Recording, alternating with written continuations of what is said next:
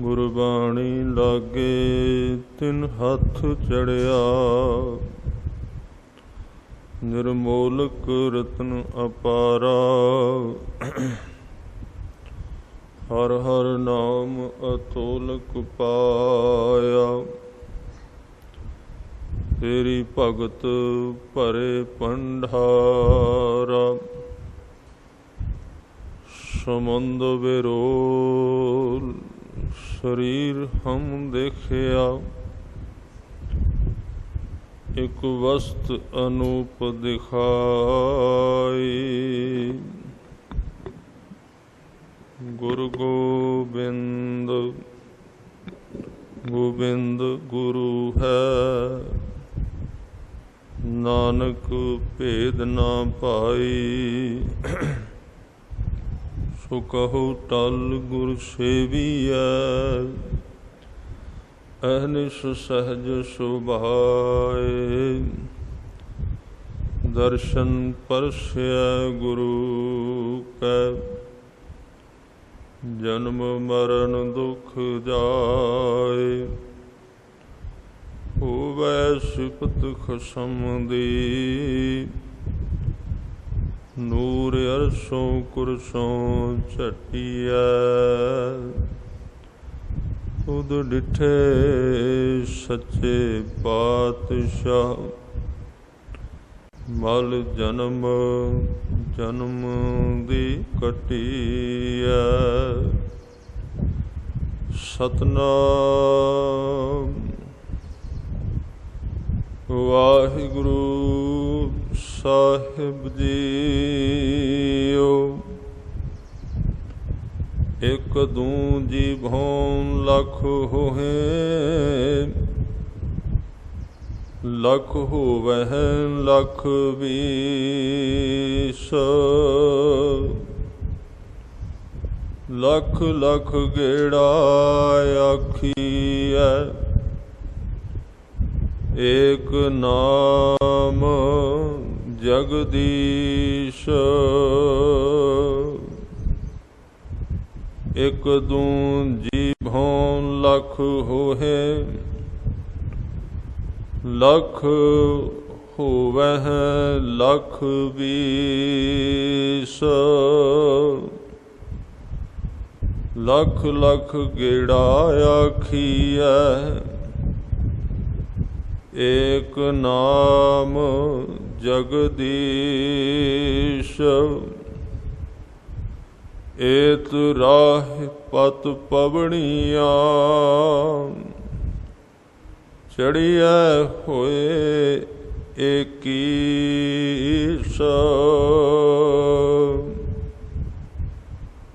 सुन गल्लां आकाश की, कीटां आई रीस। नानक नदरी पाई है, कूड़ी कूड़ै ठीस। सुन गल्लां आकाश की, कीटां आई रीस। नानक नदरी पाई है, कूड़े कूड़ै ठीस। वाहिगुरु जी का खालसा, वाहिगुरु जी की फतेह। सच्चे पातशाह जी दी पावन पवित्र गोद विच सुभाएमान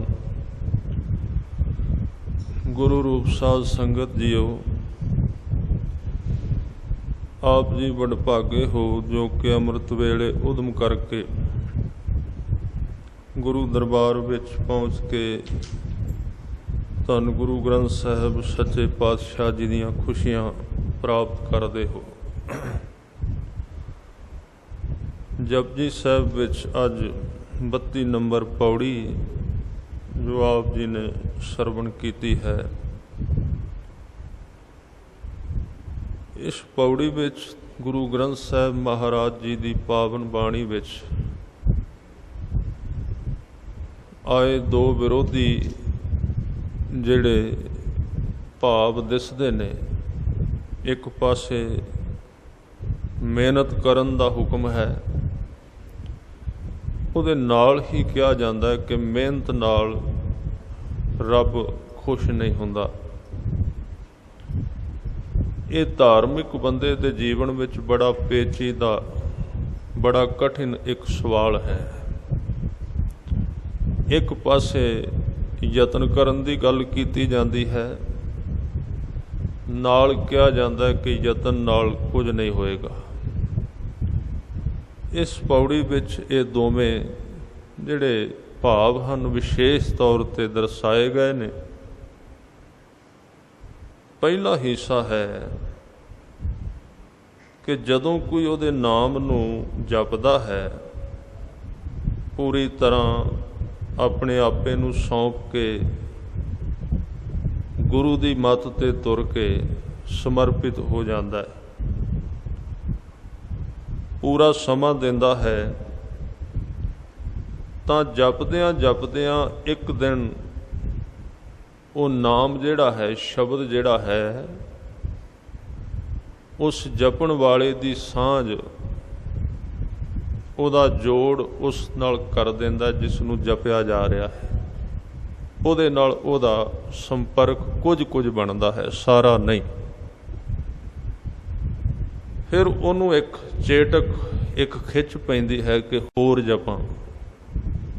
ਪਹਿਲਾਂ ਤੇ ਇਹ ਅਵਸਥਾ ਕਿ ਜਪਣ ਵਾਸਤੇ ਬੰਦੇ ਨੂੰ ਬਹੁਤ ਯਤਨ ਕਰਨਾ ਪੈਂਦਾ ਹੈ।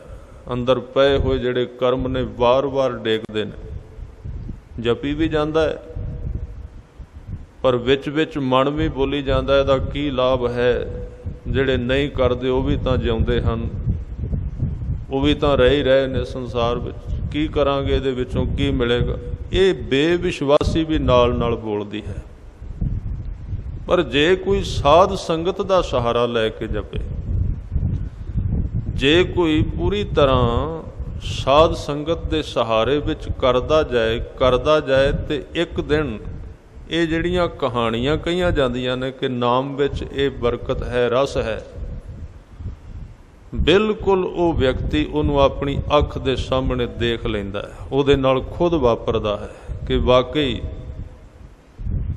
ਫਰੀਦ ਜੀ ਨੂੰ ਕਿਸੇ ਪੁੱਛਿਆ ਸੀ, ਜਵਾਨੀ ਵਿੱਚ ਬਚਪਨ ਵਿੱਚ ਲੱਗ ਗਏ।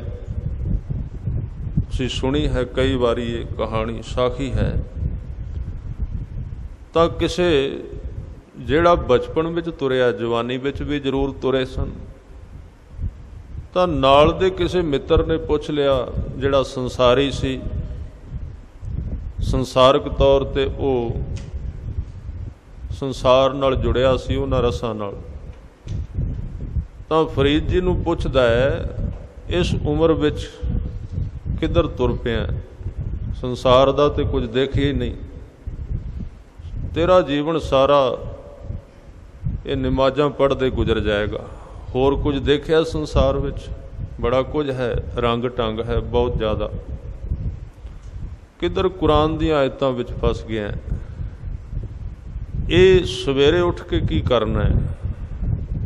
ਇਹ ਅੱਖ ਬੰਦ ਕਰਕੇ ਕੀ ਲੱਭ ਰਿਹਾ ਹੈ? ਕੁਝ ਇਹਦੇ ਵਿੱਚ ਕੁਝ ਵੀ ਨਹੀਂ ਹੈ, ਛੱਡ ਦੇ ਇਸ ਨੂੰ।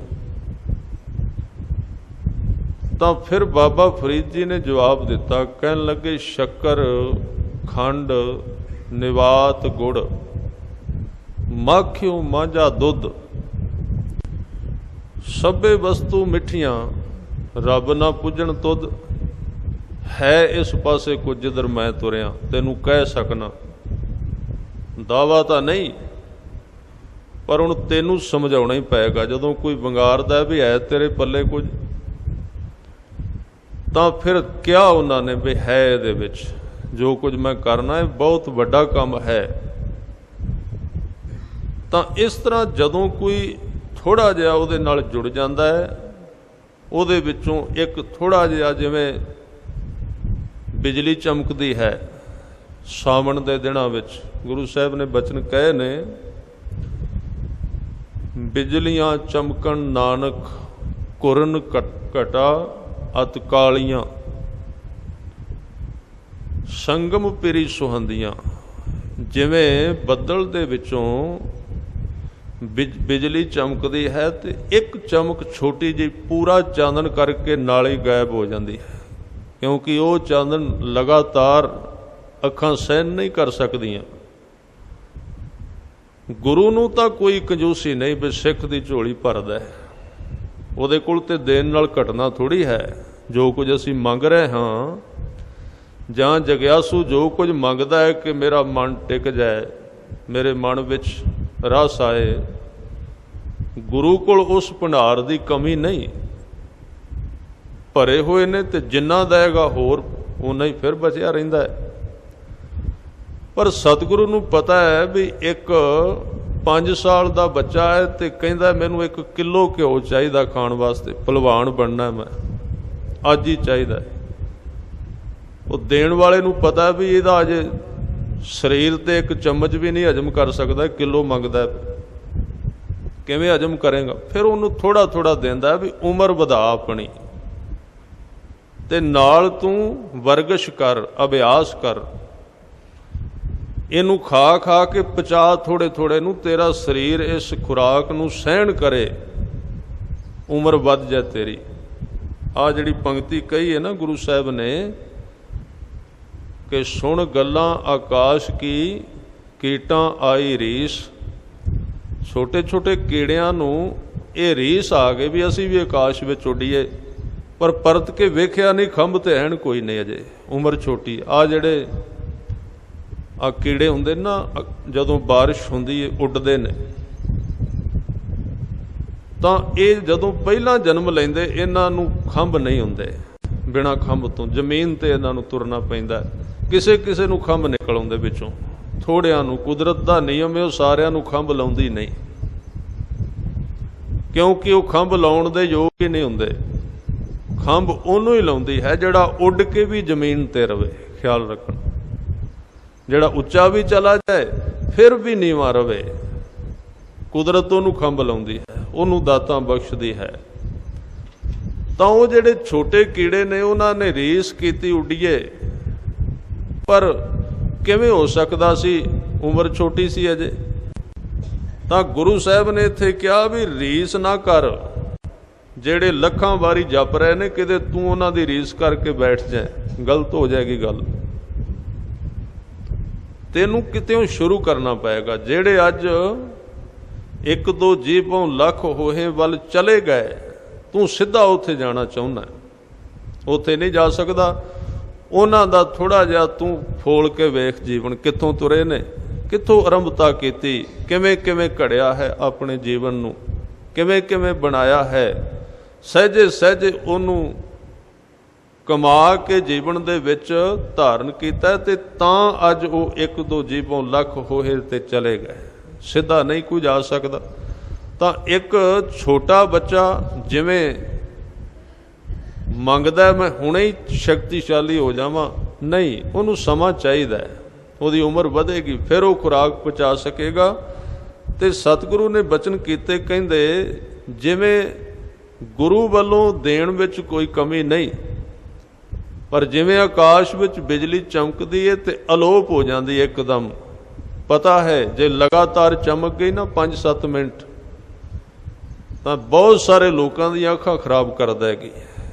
तां जदों कोई भी इस राह ते तुरदा है, कदी भी गुरु जां रब सीधा उहनूं एकदम प्राप्ति नहीं कराउंदा, क्योंकि उहदियां अखां उहनूं सहन करन दे योग नहीं हन। इन्नी वड्डी ताकत आदमी नूं तां पिंड दा मैंबर बना दिओ, पंचायत दा सरपंच बना दिओ, दूसरे दिन उहदी चाल बदल जाती है। आदमी नूं तां गुरुद्वारे दा प्रधान बना दिओ ते वापस घर आउंदा है ते घर दे जी पुछदे ने भी अज होर तरह बैठदे हो, तुहाडी चाल ही बदल गई। तां कहेगा मेरे नाल देख के गल करना, आ गली वाले गुरुद्वारे दा मैं हुण प्रधान हां। तां इन्नी कु प्राप्ति है।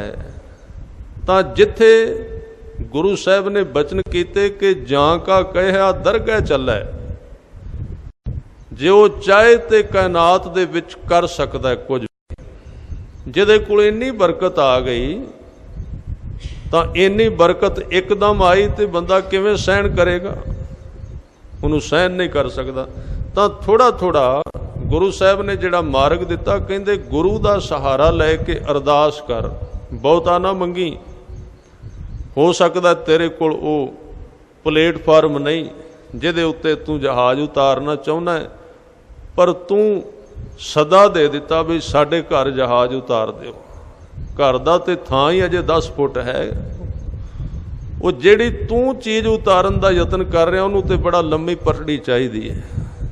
ਉਹ ਤੇ ਜਦੋਂ ਇੱਕ ਵਾਰੀ ਤੇਰੇ ਜੀਵਨ ਤੇ ਪੈਰ ਰੱਖੇਗਾ ਤਾਂ ਉਹਨੂੰ ਸਹਿਣ ਕਰਨਾ, ਉਸ ਵਜਨ ਨੂੰ ਜਾਂ ਉਸ ਰਸ ਨੂੰ ਸਹਿਣਾ ਔਖਾ ਹੋ ਜਾਏਗਾ, ਹੰਕਾਰੀ ਹੋ ਜਾਏਗਾ ਬੰਦਾ। ਤੇ ਥੋੜ੍ਹੀ ਥੋੜ੍ਹੀ ਚੀਜ਼ ਤੋਂ ਝੱਟ ਹੰਕਾਰੀ ਹੁੰਦਾ ਹੈ। ਤਾਂ ਸਤਿਗੁਰੂ ਨੇ ਅੱਜ ਜੋ ਬਚਨ ਕੀਤੇ ਕਿ ਜਦੋਂ ਕੋਈ ਜਪਣ ਵਾਲਾ, ਉਹਨੂੰ ਪਿਆਰ ਕਰਨ ਵਾਲਾ ਕੁਝ ਪ੍ਰਾਪਤ ਕਰਦਾ ਹੈ ਤਾਂ ਉਹਦੀ ਦਸ਼ਾ ਬਣ ਜਾਂਦੀ ਹੈ ਫਿਰ ਇੱਕ ਅਮਲੀ ਵਾਲੀ। ਗੁਰਬਾਣੀ ਵਿੱਚ ਸ਼ਬਦ ਆਏ ਨੇ, ਜਿਵੇਂ ਇੱਕ ਅਮਲੀ ਪਹਿਲਾਂ ਥੋੜ੍ਹਾ ਜਿਹਾ ਨਸ਼ਾ ਖਾਂਦਾ ਹੈ, ਫਿਰ ਉਹਦੇ ਵਿੱਚ ਵਹਿ ਤੁਰਦਾ ਹੈ, ਫਿਰ ਉਹਨੂੰ ਲੋਕ ਦਵਾਈਆਂ ਖਵਾਉਂਦੇ ਨੇ ਨਸ਼ਾ ਛੱਡ ਜਾਏ, ਪਰ ਉਹ ਨਹੀਂ ਛੱਡਦਾ, ਉਹਨੂੰ ਹੋਰ ਵਧਾਈ ਜਾਂਦਾ ਹੈ। ਇੱਥੋਂ ਤੱਕ ਚਲਾ ਜਾਂਦਾ ਹੈ ਕਿ ਉਹਨੂੰ ਕੁਝ ਲੋਕ ਕਹਿੰਦੇ ਤੇਰੀ ਮੌਤ ਹੋ ਜਾਏਗੀ ਜੇ ਤੂੰ ਵਧਾਇਆ। ਉਹ ਕਹਿੰਦਾ ਮੈਂ ਆਪਣੀ ਜ਼ਿੰਦਗੀ ਗਵਾ ਦਿਆਂਗਾ ਪਰ ਇਹਨੂੰ ਨਹੀਂ ਛੱਡਾਂਗਾ, ਸਰੀਰ ਛੱਡ ਸਕਣਾ।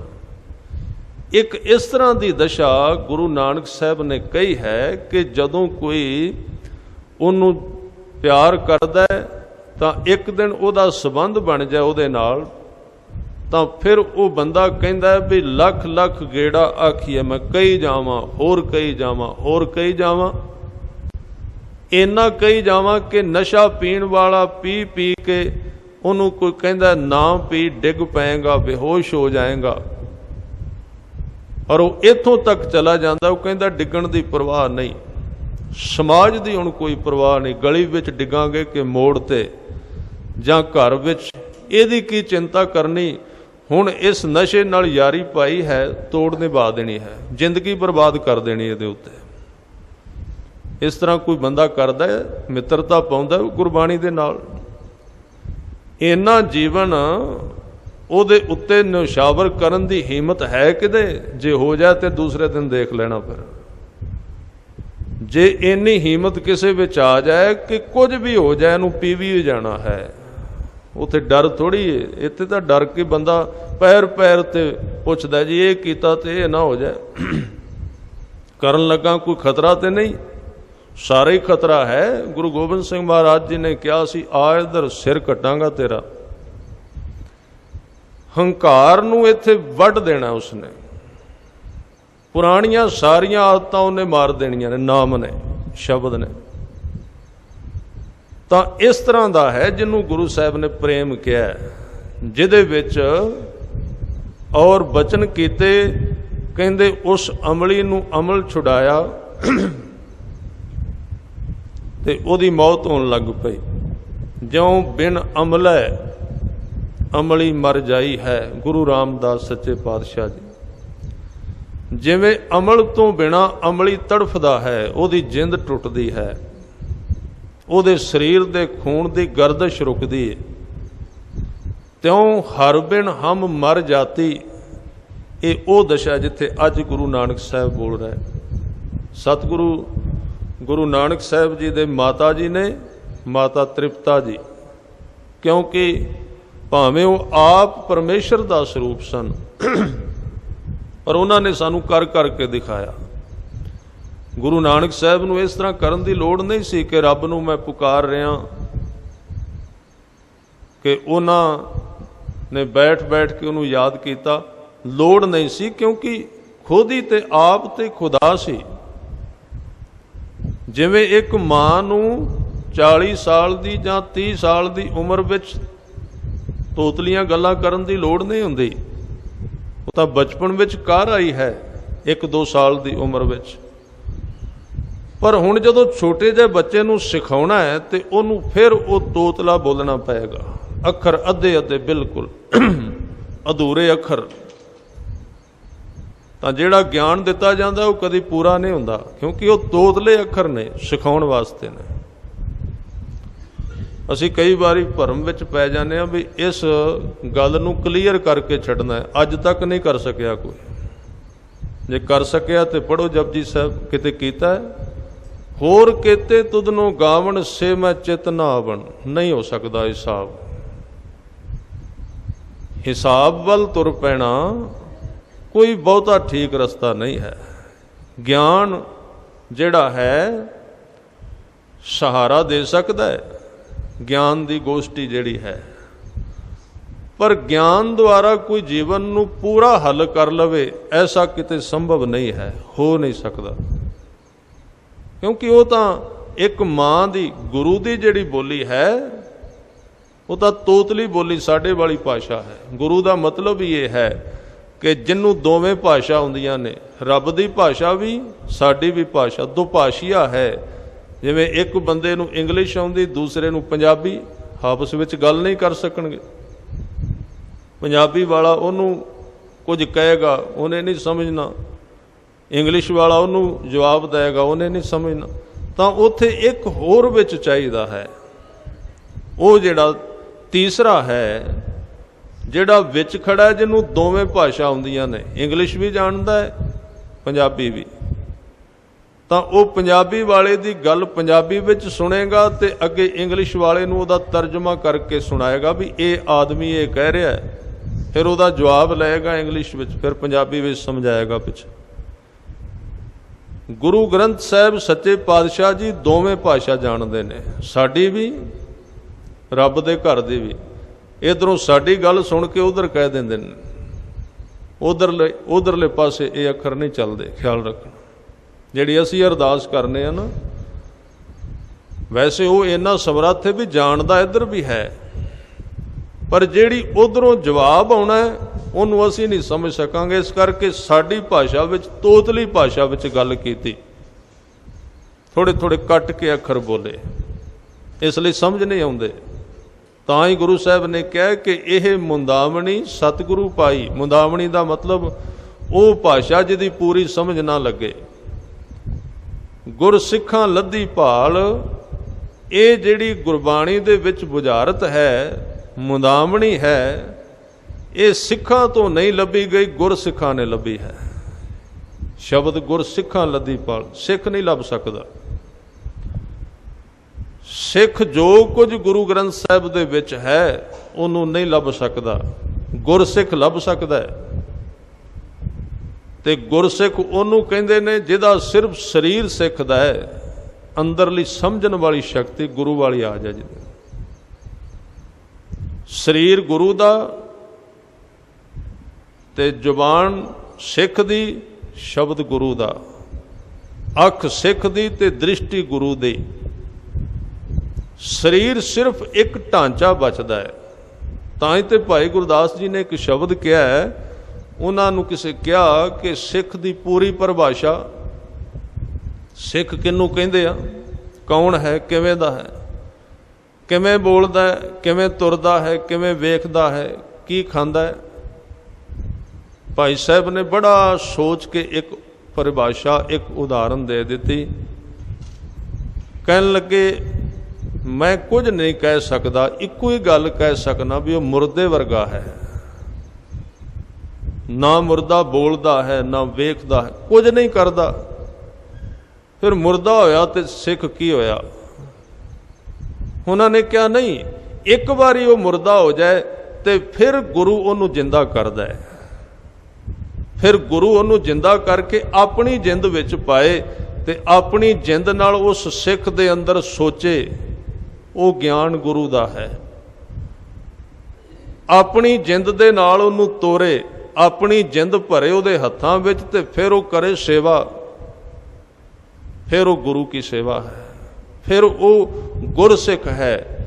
ਤਾਂ ਫਿਰ ਜਦੋਂ ਕਿਸੇ ਸਿੱਖ ਦੀ ਇਉਂ ਕਹੀਏ ਮੁਰਦਾ ਹੋਏ ਮੁਰੀਦ, ਜਦੋਂ ਕੋਈ ਮੁਰਦਾ ਹੋ ਜਾਏ ਗੁਰੂ ਦੇ ਅੱਗੇ, ਉਹਦੇ ਵਿੱਚ ਕੁਝ ਨਾ ਰਵੇ, ਬੇਸਹਾਇ, ਬਿਲਕੁਲ ਕੁਝ ਪਤਾ ਨਹੀਂ, ਕੁਝ ਨਹੀਂ ਜਾਣਦਾ, ਤਾਂ ਉਦੋਂ ਫਿਰ ਜਿਹੜੀ ਗੁਰੂ ਦੀ ਦਿੱਤੀ ਬੁੱਧੀ ਹੈ ਉਹਦੇ ਨਾਲ ਜਦੋਂ ਬਾਣੀ ਨੂੰ ਪੜ੍ਹੇਗਾ ਸੁਣੇਗਾ ਤੇ ਜਿਹੜੇ ਉਹਦੇ ਵਿੱਚੋਂ ਭਾਵ ਅਰਥ ਆਉਣਗੇ ਉਹ ਸਿੱਖ ਵਾਲੇ ਨਹੀਂ ਹੋਣਗੇ, ਗੁਰਸਿੱਖ ਵਾਲੇ ਹੋਣਗੇ। ਕਿਉਂਕਿ ਸਿੱਖ ਇੱਕ ਵੱਖਰੀ ਹਸਤੀ ਹੈ। ਸਿੱਖ ਇਕੱਲਾ ਹੀ ਸਿੱਖ ਹੈ ਜੇ ਸੋਚਦਾ ਹੈ, ਆਉਂਦਾ ਹੈ, ਸੁਣ ਲੈਂਦਾ ਹੈ, ਫਿਰ ਵਿੱਚ ਫੈਸਲਾ ਕਰਨਾ ਹੈ ਵੀ ਗੁਰੂ ਦੀ ਮੰਨਣੀ ਹੈ ਕਿ ਨਹੀਂ। ਸੁਣ ਤੇ ਲਿਆ, ਚਲੋ ਹਿਸਾਬ ਲਾਂਗੇ ਜਾ ਕੇ, ਜਿਵੇਂ ਸੌਦਾ ਕਰਨ ਵਾਲਾ ਨਹੀਂ, ਜਿਵੇਂ ਕਿਸੇ ਪਲਾਟ ਦਾ ਕਿਸੇ ਜ਼ਮੀਨ ਦਾ ਸੌਦਾ ਹੁੰਦਾ ਤੇ ਉੱਥੇ ਇਕੱਠੇ ਹੁੰਦੇ ਨੇ। ਅਗਲਾ ਕਹਿੰਦਾ ਇਹ ਕਰਨਾ ਹੈ, ਦੂਸਰਾ ਕਹਿੰਦਾ ਠੀਕ ਹੈ, ਮੈਂ ਸੁਣ ਲਿਆ, ਜਾ ਕੇ ਹਿਸਾਬ ਲਾਵਾਂਗੇ, ਦੇਖਾਂਗੇ ਜਾ ਕੇ ਕਰਨਾ ਹੈ ਕਿ ਨਹੀਂ। ਤਾਂ ਇਹ ਸਿੱਖ ਹੈ ਜਿਹੜਾ ਰੋਜ਼ ਸੁਣਦਾ ਹੈ ਤੇ ਫਿਰ ਲੈ ਕੇ ਚਲਾ ਜਾਂਦਾ ਹਿਸਾਬ ਲਾਉਣ ਲਈ। ਤੇ ਸਤਿਗੁਰੂ ਨੇ ਕਿਹਾ ਸਾਰੀ ਉਮਰ ਕਿਤੇ ਹਿਸਾਬ ਹੀ ਨਾ ਕਰਦਾ ਰਹੀ, ਕੋਈ ਫੈਸਲਾ ਨਿਬੇੜ ਵੀ ਲੈ, ਕੋਈ ਹਿਸਾਬ ਨਾਲ ਨਹੀਂ ਗੱਲ ਬਣਨੀ। ਤਾਂ ਜਿਹੜਾ ਹਿਸਾਬ ਲਾਉਂਦਾ ਰਹਿੰਦਾ ਉਹਨੂੰ ਸਿੱਖ ਕਹਿੰਦੇ ਨੇ। ਮੰਨਣਾ ਹੈ ਕਿ ਨਹੀਂ, ਗੁਰੂ ਸਾਹਿਬ ਨੇ ਕਿਹਾ ਚਲੋ ਦੇਖ ਲੈਂਦੇ ਹਾਂ। ਗੁਰੂ ਸਾਹਿਬ ਨੇ ਕਿਹਾ ਕੁਝ ਬੇਵਿਸ਼ਵਾਸੀ ਵਾਲੀਆਂ ਗੱਲਾਂ ਛੱਡ ਦੇ, ਚਲੋ ਕਰਾਂਗੇ ਹਿਸਾਬ, ਦੇਖਾਂਗੇ ਸੋਚ ਕੇ ਕਰਨਾ ਇਸ ਤਰ੍ਹਾਂ ਕਿ ਨਹੀਂ। ਤਾਂ ਉਹ ਸਿੱਖ ਹੈ। ਜਿੱਦਣ ਉਹ ਗੁਰਸਿੱਖ ਬਣ ਗਿਆ ਫਿਰ ਉਹ ਸੋਚ ਨਹੀਂ ਸਕਦਾ, ਉਹਨੂੰ ਸੋਚਣ ਦਾ ਅਧਿਕਾਰ ਹੈ ਹੀ ਨਹੀਂ ਹੈ। ਗੁਰਸਿੱਖ ਨੇ ਜੇ ਕਿਹਾ ਮੈਂ ਸੋਚਾਂ ਤੇ ਗੁਰੂ ਸਾਹਿਬ ਨੇ ਕਿਹਾ ਸੋਚਣਾ ਕਾਹਦੇ ਨਾਲ ਹੀ। ਜਿਹੜਾ ਤੂੰ ਐਗਰੀਮੈਂਟ ਕੀਤਾ ਸੀ ਸਮਝੌਤਾ, ਉਹਦੇ ਉੱਤੇ ਤੇ ਲਿਖਿਆ ਹੋਇਆ ਮੈਂ ਹੈ ਹੀ ਕੁਝ ਨਹੀਂ, ਸਿਰ ਤੇਰਾ ਹੀ ਹੈ। ਹੁਣ ਕਿੱਧਰ ਗਿਆ ਤੇਰਾ ਸਿਰ? ਮਨ ਵੇਚੈ ਸਤਿਗੁਰ ਕੇ ਪਾਸ, ਤਿਸ ਸੇਵਕ ਕੇ ਕਾਰਜ ਰਾਸ। ਹੁਣ ਗੁਰੂ ਦੀ ਮੱਤ ਦੇ ਉੱਤੇ ਫਿਰ ਸੋਚਣ ਤੁਰਿਆ, ਕੀ ਲੋੜ ਪੈ ਗਈ? ਤਾਂ ਤੇਰਾ ਤੇ ਦਿਮਾਗ ਹੀ ਮੈਂ ਲੈ ਲਿਆ ਸੀ, ਸਿਰ ਤੂੰ ਦਿੱਤਾ ਹੈ, ਤੂੰ ਵੇਚ ਦਿੱਤਾ ਹੈ ਮੈਨੂੰ, ਤੇ ਜਿਹੜੀ ਚੀਜ਼ ਵੇਚ ਦਿੱਤੀ ਉਹਦੇ ਉੱਤੇ ਅਧਿਕਾਰ ਕਾਹਦਾ ਰਹਿੰਦਾ? ਉਹ ਤੇ ਅਗਲੇ ਦੀ ਹੈ, ਜੋ ਮਰਜ਼ੀ ਕਰੇ ਉਸ ਦਾ। ਇਸ ਕਰਕੇ ਜਿਹੜਾ ਗੁਰਬਾਣੀ ਵਿੱਚ ਹੈ ਉਹ ਗੁਰਸਿੱਖਾਂ ਨੇ ਪਾਲਿਆ ਹੈ। ਇਹ ਮੁੰਦਾਵਣੀ ਸਤਿਗੁਰੂ ਪਾਈ, ਗੁਰਸਿੱਖਾਂ ਲੱਧੀ ਭਾਲ। ਤਾਂ ਗੁਰੂ ਨਾਨਕ ਸਾਹਿਬ ਨੇ ਜੋ ਕੁਝ ਸਾਨੂੰ ਕਿਹਾ ਕਰਨ ਦੀ ਉਹਨਾਂ ਨੂੰ ਜ਼ਰੂਰਤ ਨਹੀਂ ਸੀ, ਪਰ ਸਾਡੇ ਵਾਸਤੇ ਤੋਤਲੀ ਭਾਸ਼ਾ ਵਿੱਚ ਬੋਲਦੇ ਰਹੇ, ਕਰਕੇ ਦਿਖਾਇਆ। ਭਾਈ ਗੁਰਦਾਸ ਜੀ ਬੜੇ ਪਿਆਰੇ ਸ਼ਬਦ ਕਹਿੰਦੇ ਨੇ ਕਿ ਪਹਿਲਾਂ ਬਾਬੇ ਪਾਇਆ ਬਖਸ਼ਦਰ, ਪਿੱਛੋਂ ਦੇ ਫਿਰ ਘਾਲ ਕਮਾਈ। ਪਹਿਲਾਂ ਬਖਸ਼ਿਸ਼ ਹੈ ਸੀ ਉਹਨਾਂ ਕੋਲ, ਫਿਰ ਉਹਨਾਂ ਨੇ ਘਾਲਣਾ ਕੀਤੀ, ਕਰਕੇ ਵਿਖਾਈ ਵੀ ਇਸ ਤਰ੍ਹਾਂ ਕਰੀਦੀ ਹੈ, ਇਸ ਤਰ੍ਹਾਂ ਕਰੀਦਾ। ਕਿਉਂਕਿ ਬੰਦੇ ਨੂੰ ਸਮਝ ਨਹੀਂ ਆਉਂਦੀ, ਕੋਲ ਵਾਲਾ ਕਰ ਕਰਕੇ ਦਿਖਾਏ ਨਾ, ਉਹ ਇਸ ਤਰ੍ਹਾਂ ਸਿੱਖਦਾ ਹੈ, ਵੇਖ ਵੇਖ ਕੇ। ਸੱਚਾਈ ਹੈ। ਆਦਮੀ ਤੇ ਇੱਥੇ ਆਉਂਦਾ ਹੈ ਤੇ ਬੈਠਦਾ ਵੀ ਤਾਂ ਹੈ ਜੇ ਚਾਰ ਸਰੀਰ ਬੈਠੇ ਹੋਣ ਤੇ। ਜੇ ਭੀੜ ਹੋਵੇਗੀ ਨਾ ਬਹੁਤੀ, ਵਿੱਚੋਂ ਉੱਠੇਗਾ ਨਹੀਂ, ਜਾਏਗਾ ਨਹੀਂ। ਵਿਚਾਰਾ ਕਮਜ਼ੋਰ ਹੈ, ਇਕੱਲਾ ਨਹੀਂ ਕੁਝ ਕਰ ਸਕਦਾ। ਉਹ ਭੀੜ ਦੇ ਧੱਕੇ ਨਾਲ ਤੁਰਦਾ ਹੈ, ਜਿਵੇਂ ਹਵਾ ਚੱਲਦੀ ਹੈ, ਇੰਨਾ ਕਮਜ਼ੋਰ ਹੈ। ਤੇ ਜਿਉਂ-ਜਿਉਂ ਉਹਦੇ ਵਿੱਚ ਗੁਰੂ ਦੀ ਮੱਤ ਆ ਜਾਂਦੀ ਹੈ, ਫਿਰ ਉਹ ਇਕੱਲਾ ਵੀ ਤੁਰ ਸਕਦਾ ਹੈ। ਤਾਂ ਗੁਰੂ ਨਾਨਕ ਸਾਹਿਬ ਨੇ ਸਾਨੂੰ ਕਰਕੇ ਦਿਖਾਇਆ। ਕਹਿਣ ਲੱਗੇ ਘਾਲ ਕਰਕੇ ਵਿਖਾਈ, ਪਹਿਲਾਂ ਬਾਬੇ ਪਾਇਆ ਬਖਸ਼ਦਰ, ਪਿੱਛੋਂ ਦੇ ਫਿਰ ਘਾਲ ਕਮਾਈ। ਭਾਰੀ ਕਰੀ ਤਪੱਸਿਆ, ਵੱਡੇ ਭਾਗ ਹਰ ਸਿਉ ਬਣ ਆਈ। ਤਪੱਸਿਆ ਕੀਤੀ, ਤਪੱਸਿਆ ਦੇ ਅਰਥ ਸਰੀਰ ਦੀ ਸਾਧਨਾ ਕਰਕੇ ਦਿਖਾਈ। ਕਿਸੇ ਧੂਣੀ ਕੋਲ ਨਹੀਂ ਬੈਠੇ, ਕੋਈ ਖਾਣਾ ਪੀਣਾ ਛੱਡਿਆ ਨਹੀਂ ਉਹਨਾਂ ਨੇ। ਹਾਂ ਛੁੱਟ ਗਿਆ ਹੋਵੇ ਕੁਝ ਦਿਨ ਤਾਂ ਵੱਖਰੀ ਗੱਲ ਹੈ, ਛੱਡਣ ਵਿੱਚ ਤੇ ਛੁੱਟ ਜਾਣ ਵਿੱਚ ਫਰਕ ਬੜਾ ਹੈ। ਤਾਂ ਉਹਨਾਂ ਨੇ ਤਪੱਸਿਆ ਦੇ ਅਰਥ ਨੇ ਸਰੀਰ ਦੀ ਸਾਧਨਾ ਕਰਕੇ ਦਿਖਾਈ। ਇਸ ਤਰ੍ਹਾਂ ਨੀਂਦ ਲੈਣੀ ਇੰਨੀ ਕੁ, ਇਸ ਤਰ੍ਹਾਂ ਖਾਣਾ ਹੈ, ਇਸ ਤਰ੍ਹਾਂ ਵੇਖਣਾ ਹੈ, ਇਹ ਸੁਣਨਾ ਹੈ, ਇੰਨਾ ਕੰਮ ਕਰਨਾ ਹੈ, ਇਸ ਤਰ੍ਹਾਂ ਬੋਲਣਾ ਹੈ, ਇਹ ਕਰਕੇ ਦਿਖਾਇਆ। ਤਾਂ ਵੱਡੇ ਭਾਗ ਹਰਸਿਓ ਬਣ ਆਈ। ਬਾਬਾ ਪੈਂਦਾ ਅੱਗੇ ਬਚਨ ਆਉਂਦੇ ਨੇ, ਰੇਤ ਅਕ ਆਹਾਰ ਕਰ ਰੋੜਾਂ ਦੀ ਗੁਰ ਕਰੀ ਵਿਛਾਈ। ਰੇਤ ਤੇ ਅੱਕ ਖਾਧੇ ਤੇ ਰੋੜਾਂ ਦੇ ਉੱਤੇ ਆਰਾਮ ਕੀਤਾ। ਇਹ ਸਿਰਫ ਸਿੰਬਲ ਨੇ, ਇਸ਼ਾਰੇ ਕੀਤੇ ਗਏ ਨੇ। ਵੈਸੇ ਰੇਤ ਨਹੀਂ ਖਾਧੀ ਗੁਰੂ ਸਾਹਿਬ ਨੇ। ਰੇਤ ਦਾ ਮਤਲਬ ਇਹ ਹੈ ਕਿ ਆਰੰਭ ਦੇ ਵਿੱਚ ਜਦੋਂ ਬੰਦਾ ਇੱਧਰ ਤੁਰੇਗਾ, ਇਸ਼ਾਰਾ ਕੀਤਾ ਭਾਈ ਗੁਰਦਾਸ ਜੀ ਨੇ, जदों आरंभ विच तुरेगा ना तो पहले दिन किसी उत्ते आकाश वाल ना वेखी भी 5 बाणियां पढ़िया ने जीभ ते टपकदा रस के नहीं, नहीं पहला रेत डिगेगी, फिका होवेगा पहला बिल्कुल। हुण इत्थे जे भरमाउणा आवे तो झूठ बोलिया जा सकदा, तुसीं करके वेखो। आ बड़े मजहब निकले, कहंदे आओ 5 मिनट विच चांदन दिखा देंगे। वो कहंदे 3 कुछ दिन कढ़ दिओ, सचखंड तक लै जांगे तुहानूं। शायद धर्म के नां ते इन्ना झूठ कदे नहीं बोलिया गया जिन्ना अज दे गुरु बोल रहे हैं। ये 3 दिनां दा हद हो गई। एक कणक का दाना पकन लग्या, कणक पकन लग्या भी 6 महीने लग जाते हैं, इत्थे रब 3 दिनां विच मिलदा पिया। किन्ने फिक्स किया है? कोई होवे इस तरह का जिन्हें पहला बहुत कुछ कर लिया होवे ते उहदे वास्ते तां कह सकने भी 3 दिन भी नहीं, 3 मिनट तो भी पहला मिल सकता है। आज मिलावा शेख फरीद, पर वो कहंदे ने आओ बस प्रकाश भी हो जाएगा, अनहद दा नाद भी बजा देंगे। कंधां विच लाए हुए ना साउंड चवां पासे, लाइटां भी लगियां हुई हरियां नीलियां सारियां। तो इस तरह बेवकूफ बनाया जाता है संसार में। भाई गुरदास जी ने कहा पहला कोई रस नहीं, सच्चाई है। और जेड़ा झूठ बोल के विश्वास बनाया जाता है वो ऐसा टुटदा भी बंदा नास्तिक हो जाता है। पहला तो रेत आएगी, रेत का मतलब फिकापन आएगा, बेरसी आएगी, आरंभ विच नहीं हो सकता। कोई गुरु साहब ने इस तरह की लेवी नहीं लाई, पोचा नहीं मारिया। पहला तुरेगा रेत अक आहार कर। अक किन्ना कौड़ा है, मुंह कौड़ा होगा पहला, कोई नहीं मन टिकेगा, कोई ध्यान नहीं टिकेगा। पहला बाणी पढ़ नितनेम कर, कोई रस नहीं आने वाला पहला पहल, पहला कुछ भी नहीं होएगा। इसलिए आरंभता इत्थों है। हाँ जे तू इस रेत ते अक नूं चंगी तरह खा गया, इस बेरसी दे उत्ते भी तू शरधा कर ली भी ये भी गुरु की बख्शिश है, ये उत्ते ही रुक गया, तो ये बेरसी जिहड़ी है ये बीज बन जाएगी अमृत का, ये विचों ही अमृत निकलना। बंदा ये उत्ते जदों बेरसी आउंदी उहदे उत्ते शरधा नहीं करता, बाहरों ना बोलेगा अंदरों कही जाता भी की मिलिया है करके, इसलिए उत्थे शरधा नहीं जागती, उहदे विचों ही तो निकलना सारा कुछ, उहदे अंदरों ही सब कुछ पैदा होना है। तब भाई गुरदास जी कहते ने बाबा जी ने करके दिखाया कि रेत अक आहार कर, रोड़ा दी गुर की गुर करी विछाई। पहला पहल चौंकड़ा मार के बैठेगा तो भावें गद्दे ते बैठ जी, इउं लगेगा जिवें रोड़ चुभदे ने थल्लों, कदी ये करवट कदी वो करवट, कदी गोडियां विच दर्द, कदी रीढ़ दी हड्डी विच दर्द हो गई, कदी सिर विच दर्द आ गई, क्योंकि शरीर ने कीता ही कुछ नहीं कदी तरतीब दे अंदर।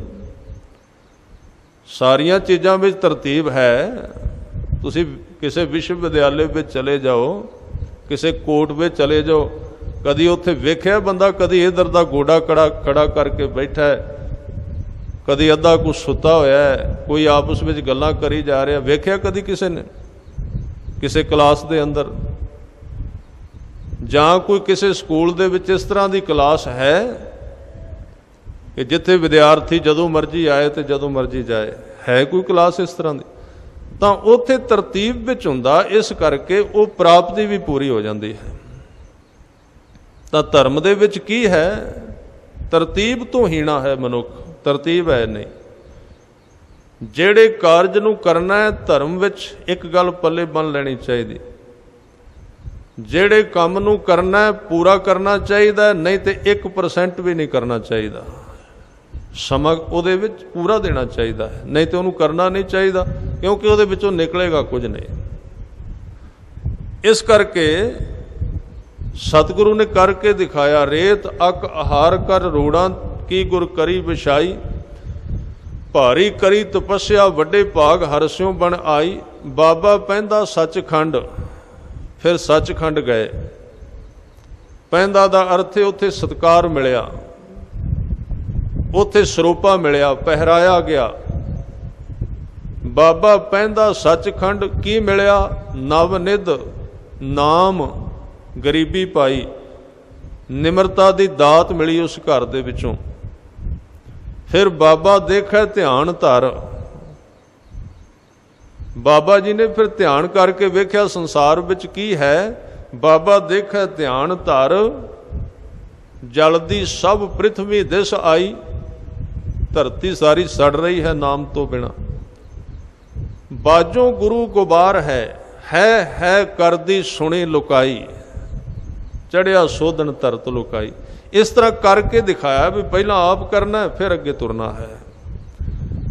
ਤਾਂ सतगुरु ने अपनी जिंदगी के पहले दिन इस तरह जपिया, जिन्हों अज क्या एक दो जीबों लख होहे, लख होवे लख बीस। इस तरह बहुतात विच कीता। जिहड़ी उन्हां दी जिंदगी के पहले दिन ने, कोई 9 साल की उम्र तो 14 तक, ये जिहड़े 5 साल बड़े अजीब ने। साल विच 2 महीने बोल चाल करनी है, बाहर विचरना है, 2 महीने चुप कर जाना है। इस तरह इतिहास दे विच लिखिया मिलता है कि इन्हां सालां दौरान बड़ी बारी उन्हां दे जीवन विच तब्दीली आई। कदी बाहर आ जांदे, पिता कल्याण दास जी कहंदे तू करदा कुछ नहीं, इकल्ला लड़का है। उन्हां दी नज़र अपनी सी, पटवारी सन। वो कहंदे तू काम कोई नहीं करदा, किवें चलेगा। तां फिर विच विच मन लैंदे, तां मन के तुरे सन।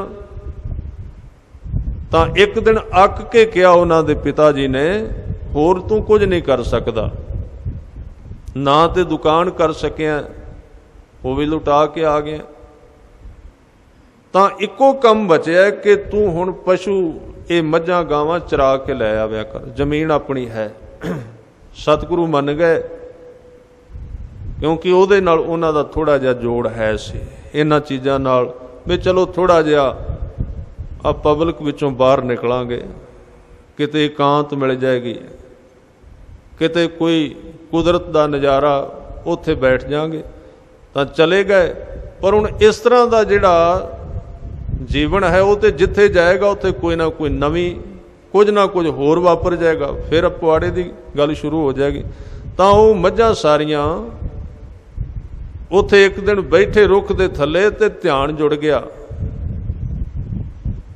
खैर साडी कौम ने दिखाया तो यही है, साडे साखीकारां ने भी बई नींद आ गई सी, सौ गए सी। अपने हिसाब नाल ही बंदा गुरु दियां तस्वीरां भी बनाउंदा है ना। जिवें असीं सोचने भी रात भी सुते सी 8 घंटे, तो प्रशादा रज के छक लिया, 12 बजे फिर सौ जाना है, 4 बजे फिर उठना है। तो 12 ते 14 घंटे सौना है। तो गुरु नानक साहब सौ गए उत्थे रुख दे थले जाके, जां उन्हां नूं पता नहीं लगा भी मझां जिहड़ियां ने वड़ गईयां खेत विच।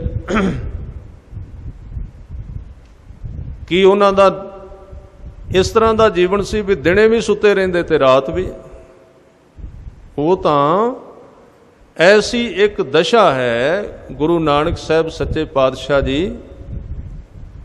कि जिहड़ा उन्हां दे कोलों थोड़ा जिहा खै के लंघ गया, नींदां ते उन्हां दियां भी उड़ गईयां, ते आप दिने सौंदे होणगे, किवें हो सकदा है। तां वो वापरिया तां होर सी, पर व्याख्या जिहड़ी अपने ढंग नाल असल विच उत्थे बैठे ते बैठिया बैठिया सुरत जिहड़ी है शब्द नाल खै गई, उठना मुश्किल हो गया। वेख भी रहे सन सामने, मझां वड़ गईयां ने, खेत उजड़ जाएगा, सब वेख रहे सन।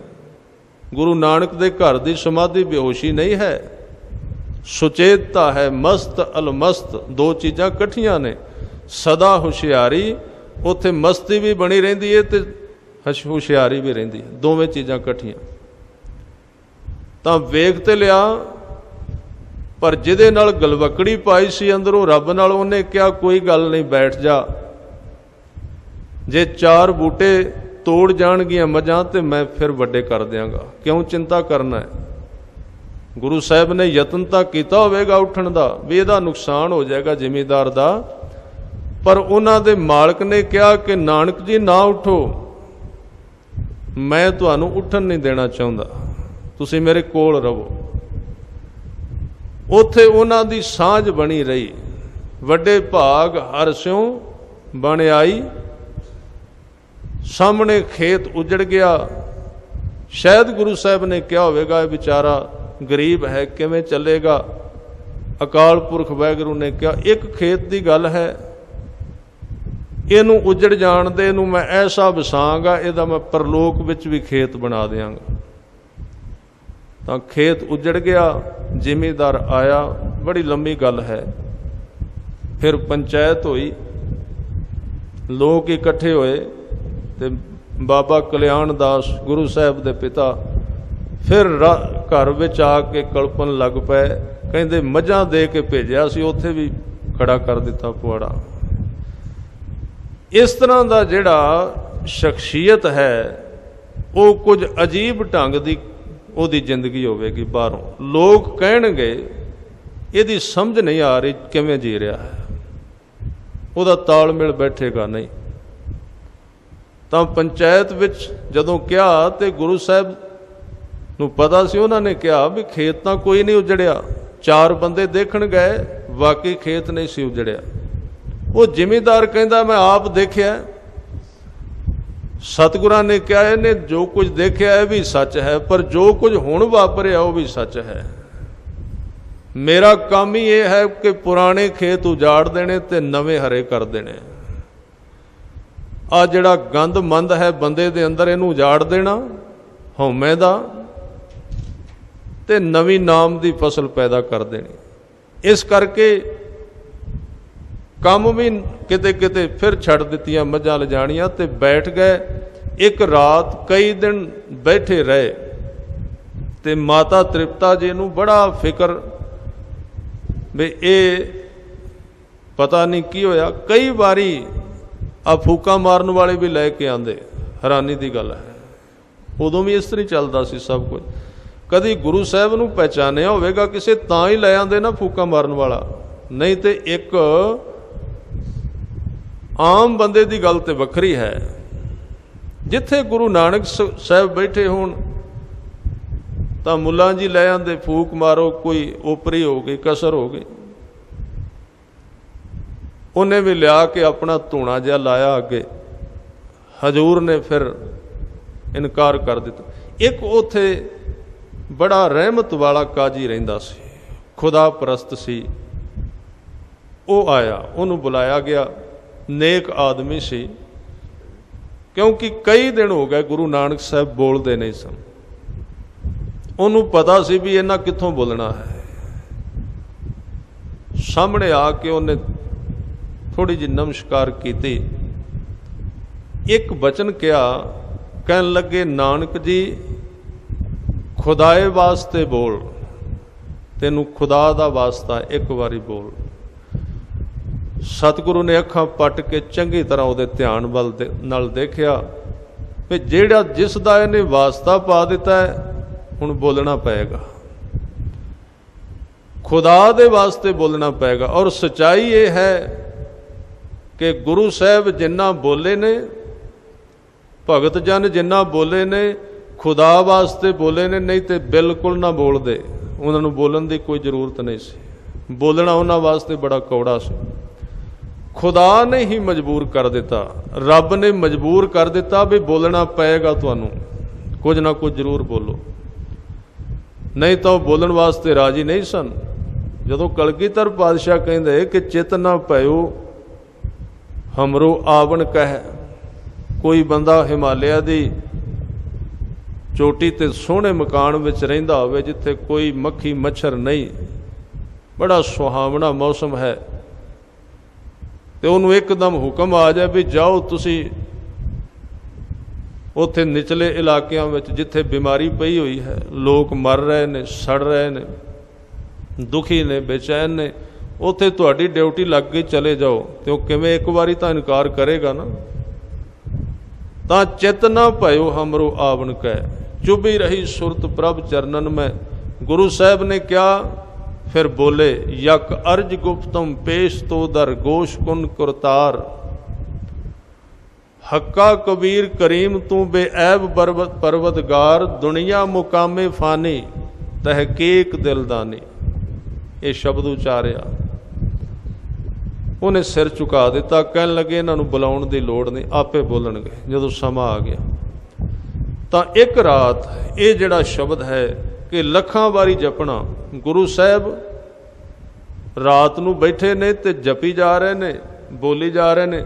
ਮਾਤਾ ਤ੍ਰਿਪਤਾ ਜੀ ਸਨ ਵਿਚਾਰੇ, ਤਾਂ ਉਹਨਾਂ ਵੇਖਿਆ ਨਹੀਂ ਸੀ ਇਹ ਕੋਈ ਸਾਰਾ,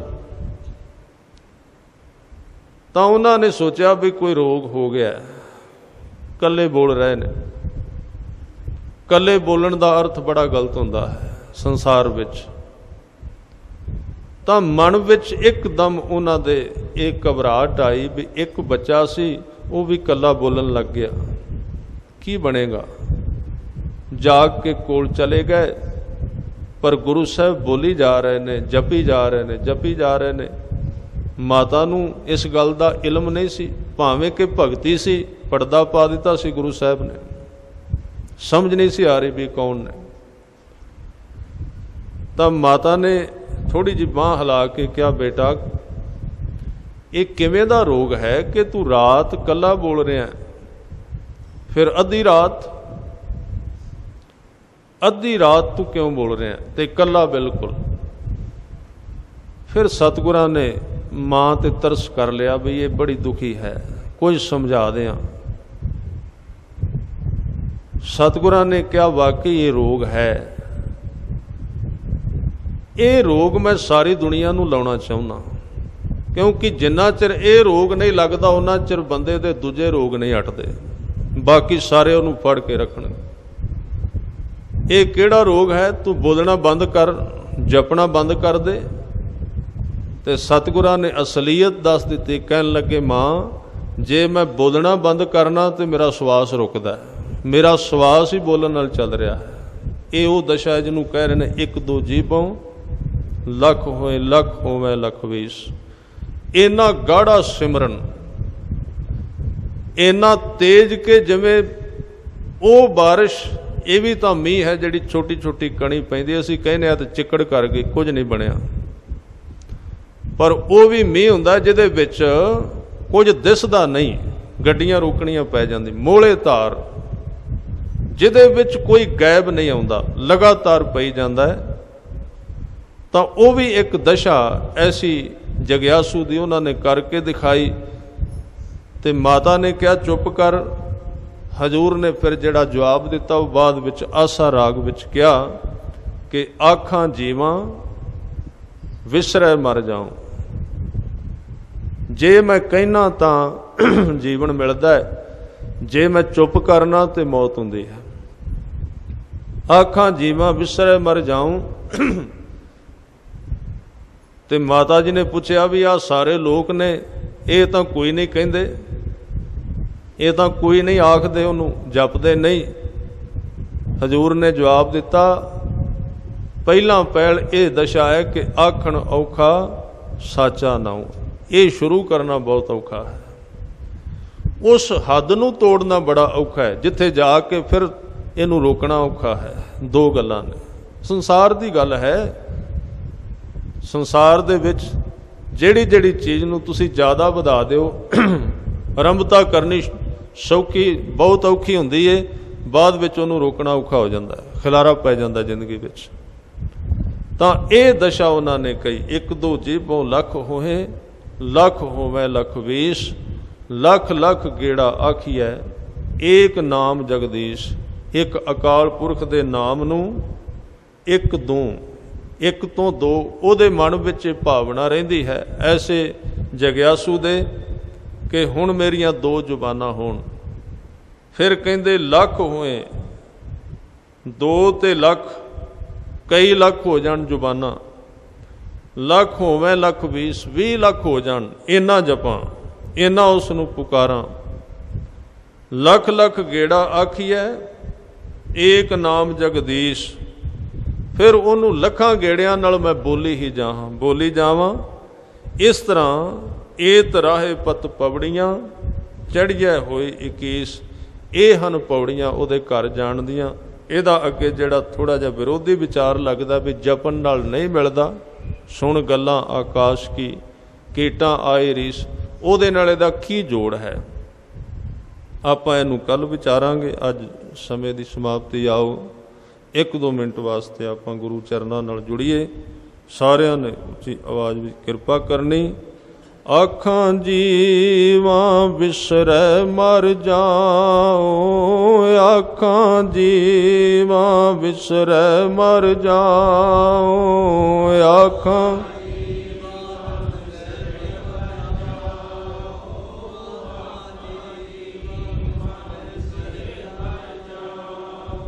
ਆਖਾਂ ਜੀਵਾਂ ਵਿਸਰੈ ਮਰ ਜਾਓ, ਆਖਾਂ ਜੀਵਾਂ ਵਿਸਰੈ ਮਰ ਜਾਓ, ਆਖਾਂ ਜੀਵਾਂ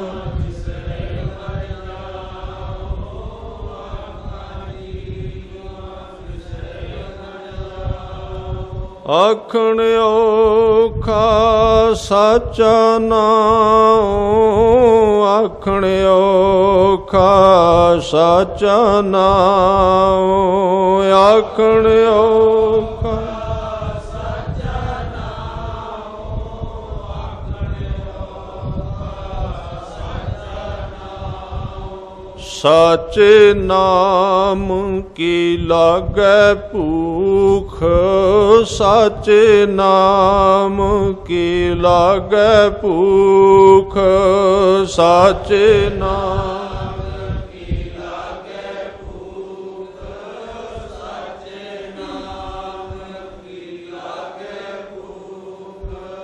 ਉਤ ਭੂਖੈ ਖਾਏ ਚਲਿਐ ਦੁਖ, ਉਤ ਭੂਖੈ ਖਾਏ ਚਲਿਐ ਦੁਖ, ਉਤ ਭੂਖੈ ਖਾਏ ਚਲਿਐ ਦੁਖ, ਉਤ ਭੂਖੈ ਖਾਏ ਚਲਿਐ ਦੁਖ। ਸੋ ਕਿਉ ਵਿਸਰੈ ਮੇਰੀ ਮਾਏ, ਸੋ ਕਿਉ ਵਿਸਰੈ ਮੇਰੀ ਮਾਏ,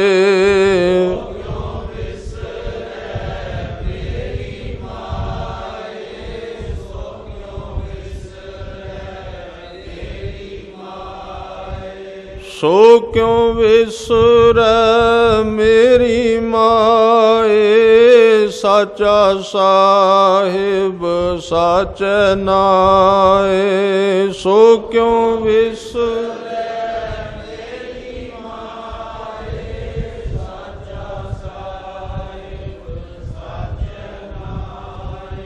ਆਖਾਂ ਜੀਵਾਂ ਵਿਸਰੈ ਮਰ ਜਾਓ, ਆਖਾਂ ਜੀਵਾਂ ਵਿਸਰੈ ਮਰ ਜਾਓ, ਆਖਾਂ ਜੀਵਾਂ ਵਿਸਰੈ ਮਰ ਜਾਓ, ਆਖਾਂ ਜੀਵਾਂ ਵਿਸਰੈ ਮਰ ਜਾਓ।